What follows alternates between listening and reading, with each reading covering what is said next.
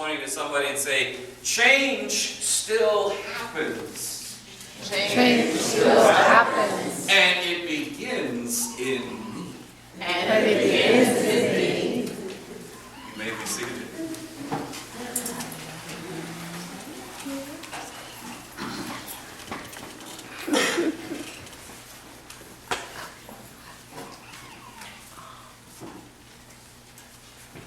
When we hear the vision this morning, as Cheryl read it for the children and indeed for all of us, the vision of the apocalypse in Greek, the revelation of what life will be when we come to that point beyond which we don't know, and we see that God's people are joined together in worship, when we see the vision that we have to come together in that time of worship and to recognize that there will be a time when we will be in a place and in a way that we'll know that we have been changed.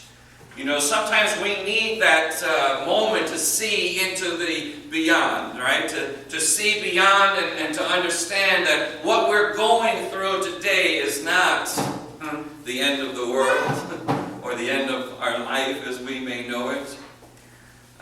One of my professors at Trinity Seminary, Professor Walt Bowman, now of blessed memory, he's certainly gone on to be with the Lord. Big, tall man.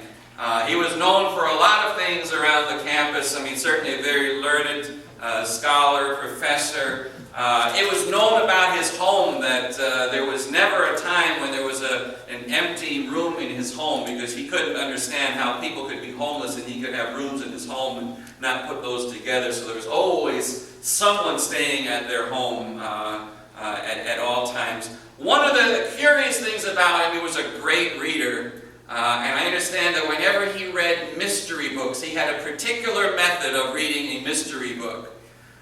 He would sit down, he would turn to the last chapter and read that first. You know, we would all say, whoa, spoiler alert, you're going to find out what happens. He said, that's exactly the point.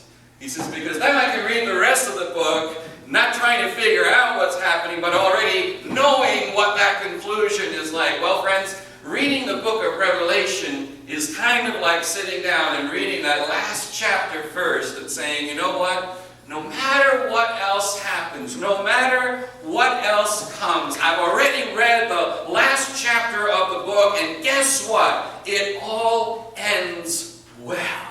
Everything ends good. So whatever it is that I'm going through right now, spoiler alert, it's going to turn out okay in the end.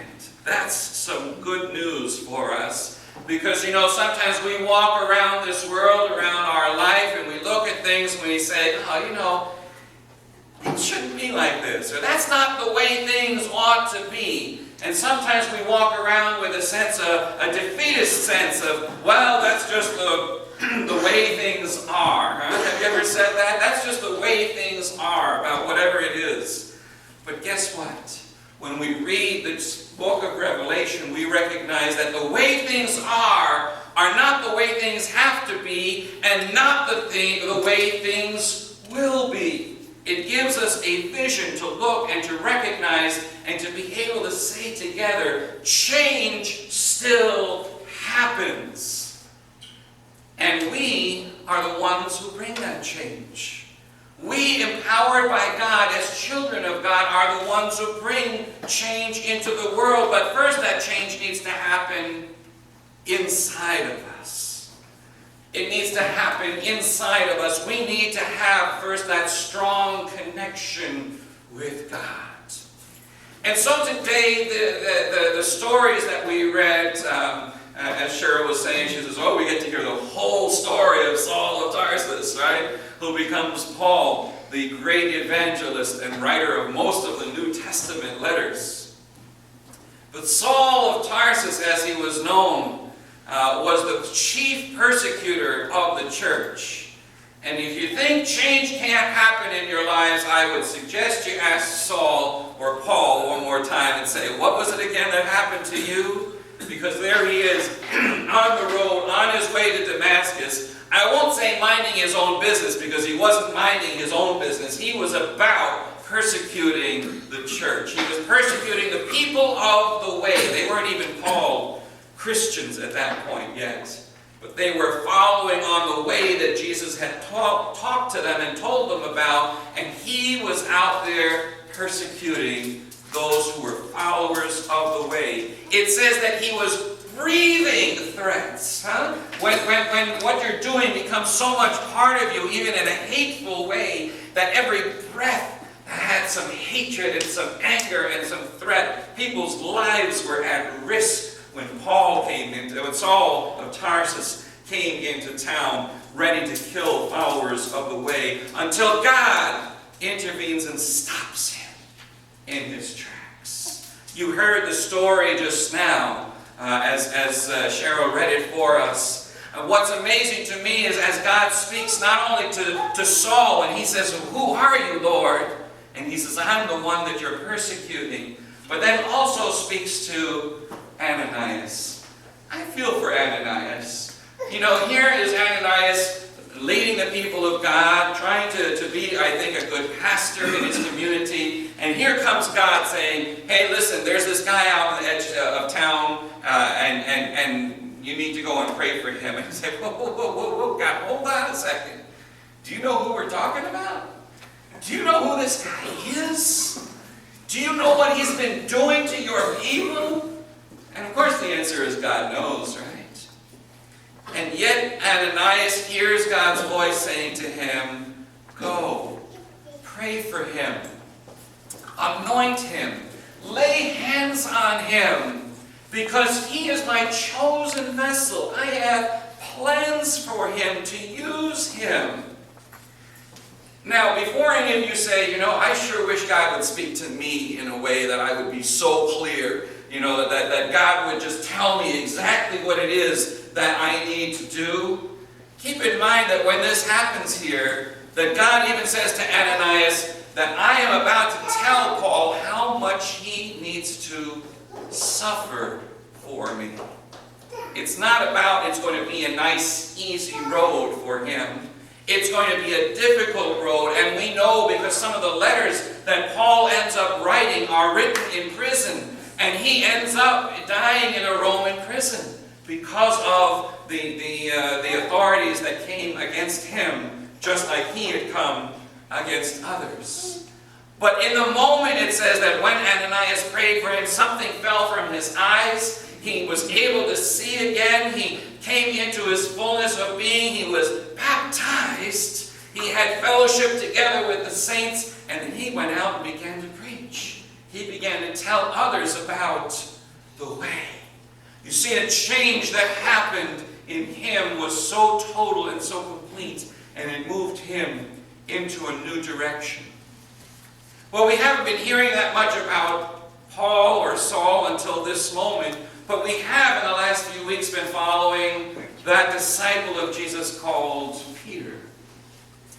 The last couple of weeks even have been particularly keen, but Peter's been the one who's, he's either completely hot or completely cold. He's either completely right and gets it, or completely wrong and falling off the wagon, right? I mean, you remember when Jesus said to his disciples, all of them gathering together, he said, well, tell me, who do people say that I am?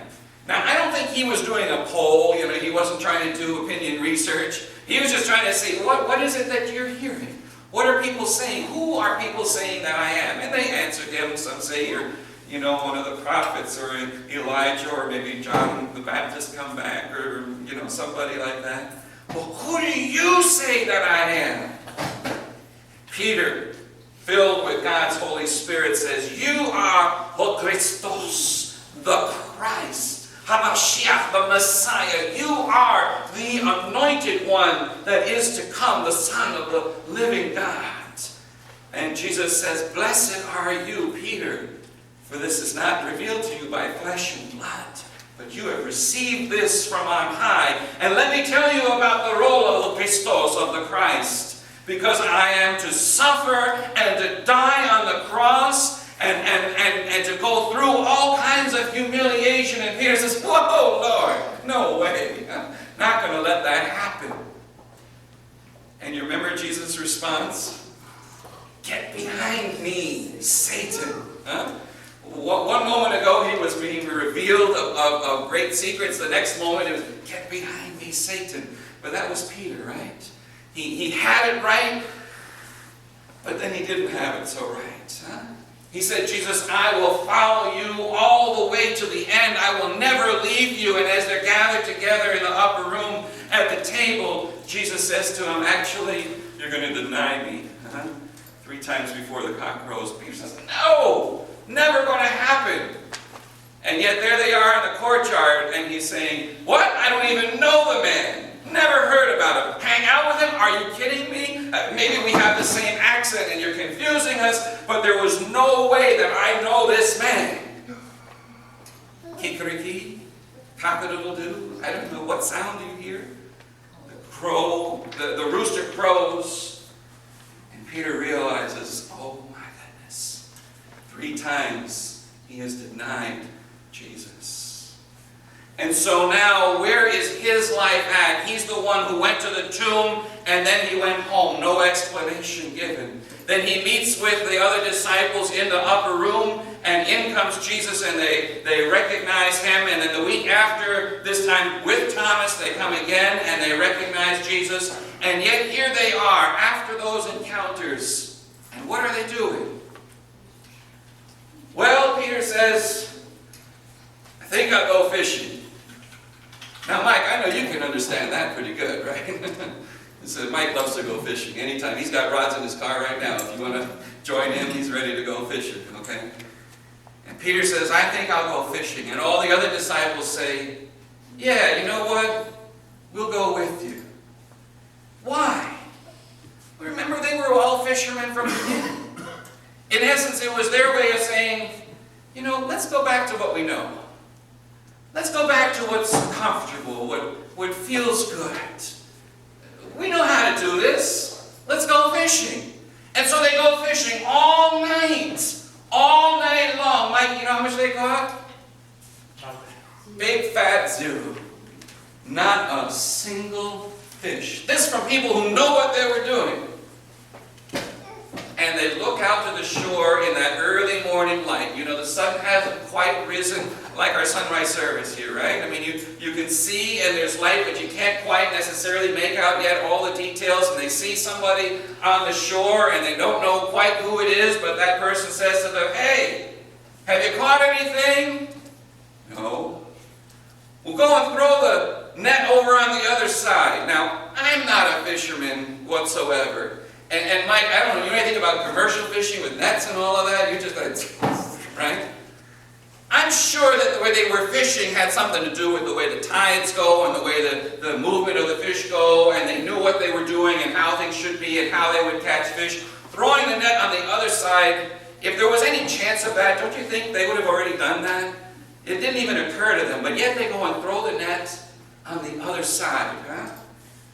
Maybe we also need to hear that sometimes. Maybe we need to hear even our young people talking to us over coffee and saying, hey, have you tried it a different way? Maybe you need to try this in a different way. Don't just keep going back to what's comfortable. Don't just keep doing the same old thing that you've been doing and you're not getting the result. Try it the other way. And they pull the net together and there are so many fish, they can't even pull the net in. And yet the net doesn't break, which they would have expected it to. They pull it ashore and there's what? 153 fish. There are some folks who do all kinds of math qualifications and figure out that 153 is actually a specific number. They didn't just happen to catch 153 fish, but that somehow the 153 is a marker mathematically of a sign of heaven. And we could go into that, but that'd be a long, we're not going to do that right now. But it was not by accident. They collect 153 fish. And it's at that moment that the disciple who loved Jesus, remember we talked about him, that was John, says, I think that's the Lord. And so Peter looks and he says, I think you're right. He jumps into the water. He puts on his clothes first. I don't know what he was doing there. But anyway, he puts on his clothes first and he jumps in the water and he swims to shore so that he could see his Lord. I wonder how often it is in our lives that we're walking along, as we're moving along, that God is trying to get our attention. God is trying to speak to us, and we just miss him completely. Walk right past Jesus. Maybe it's in somebody else that we just didn't even take notice of, and God had sent that person to us for a reason or some situation. But at any rate, finally they awaken, they see, and a change begins to happen. Well, you know, they bring in the boat, they bring in the fish, but now is when Jesus begins to really work with Peter. You denied me 3 times that night. And so now Jesus asks him, do you love me? And Peter says, oh, I love you, Lord. Feed my sheep. And he goes the same question again at the same time. Do you love me? Peter, do you love me? Lord, you know I love you. Tend my lambs. And a third time he goes to Peter and he says, do you love me? And says Peter was upset. How could you ask me a third time? I've already told you twice. Maybe Peter forgot that he denied him 3 times too, and they needed to come to a completion here. And so on the third time, the third question, Peter says, Lord, you know everything. You know that I love you, that I would do anything for you. And he says, go, feed my sheep.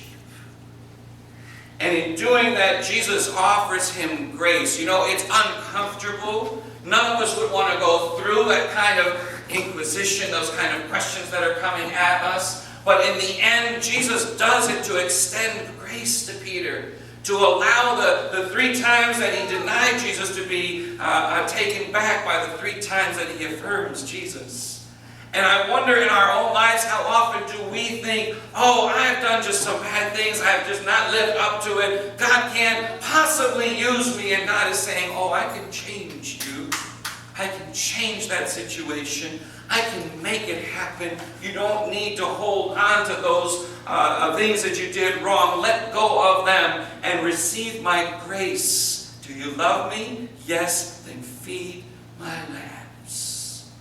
And it's in doing that that Jesus takes Peter and pulls him back into the community and sets him back into a right standing with everyone else. And in that says, now I've got a job for you to do. You see, when we have a purpose in our lives, we go forward and we can accomplish the things that God has given us to do. We can now say, I know who I am. I'm a child of God. I am a follower of Jesus. I belong here. You know, warts and scars and you know, receding hairline and all of that. God loves me as I am for who I am. And now God gives me a purpose to go forward. And Peter goes. We've been hearing him in the book of Acts the last 2 weeks, powerfully preaching, saying, this is what God has told us to speak, and we cannot do anything else. We need to remember that in our lives. What is God calling us to do and to say? This week marked the 48th anniversary of the assassination of the Reverend Dr. Martin Luther King. Dr. King, when he was to talk to the sanitation workers, you know, he wasn't telling them that they should go and become speakers and movers and shakers. What he told them was, if you are going to be a sweeper of streets, be the Michelangelo of street sweeping. Do it with such flair and with such zest and with such excellence that sweeping the streets becomes like painting the Sistine Chapel. Do it to your best. Do it to your fullest. Do it with all that you've got. And the night before he was killed, when he spoke to the sanitation workers, he said to them, I have been to the mountaintop. I have seen to the other side. I may not get there with you. And the next day he was shot down. He knew that that was coming. And he knew the reason for it. He knew that the things that he had said, the things that he had put out into the world, the things that God had spoken to him, that he had kept even some of those silent inside of himself. You see, he wasn't killed for being a civil rights leader. He was killed because a year before that he started speaking out about other things too. He started speaking out against the Vietnam War. He began to speak against not just racism, but against materialism, where people just collect for themselves. He began to speak out against militarism when it overwhelms the economy of people. And he said, I have moved to break the betrayal of my own silences. You see, God was changing him. And to speak from the burnings of my own heart. Listen to this quote. He said, our lives begin to end the day we become silent about things that matter.